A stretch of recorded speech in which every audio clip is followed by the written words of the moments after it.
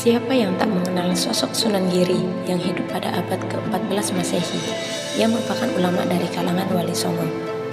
Sunan Giri termasuk wali Allah sehingga dia memiliki karomah yang luar biasa.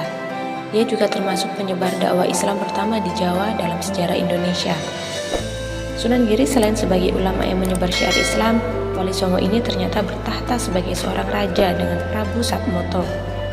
Sunan Giri punya banyak nama lain atau julukan, diantaranya Joko Samudro, Raden Paku, dan Muhammad Ainul Yakin.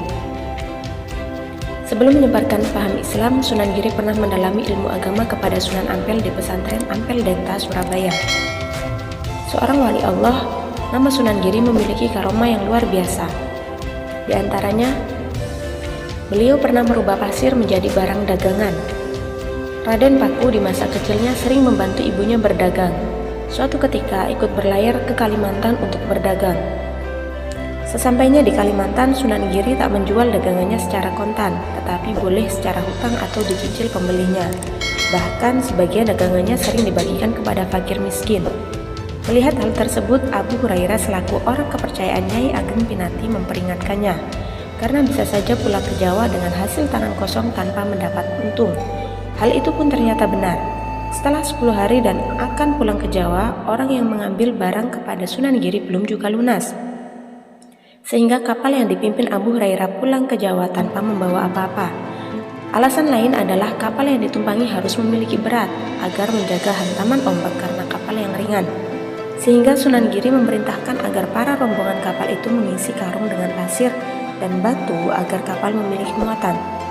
Sampai di Gresik, Abu Hurairah menyampaikan hal tersebut kepada Nyai Ageng Pinati. Otomatis akan membuat marah kepada Sunan Giri. Namun Raden Paku tetap tenang, lalu meminta ibunya dan Abu Hurairah melihat karung tersebut. Betapa terkejutnya Nyai Ageng Pinati dan Abu Hurairah mendapati karung itu telah berubah menjadi barang dagangan, seperti damar dan rotan. Atas kejadian ini, Nyai Ageng Pinati semakin sadar bahwa anak angkatnya ini memiliki karomah luar biasa. Yang kedua yaitu adu kekuatan dengan Begawan Minto Semeru. Kisah para wali yang diajak adu kesaktian hampir terjadi kepada semua wali Songo, seperti Sunan Kudus ditantang Sunan Bonang dan Brahmana dari India. Sunan Giri yang membawa ajaran Islam juga mendapat tantangan dari tokoh Hindu yakni Begawan Minto Semeru. Begawan Minto Semeru memiliki padepokan di lereng Gunung Lawu sekitar Jogorogo, Ngawi. Dia memiliki kesaktian tinggi, berani menantang Sunan Giri karena dakwahnya.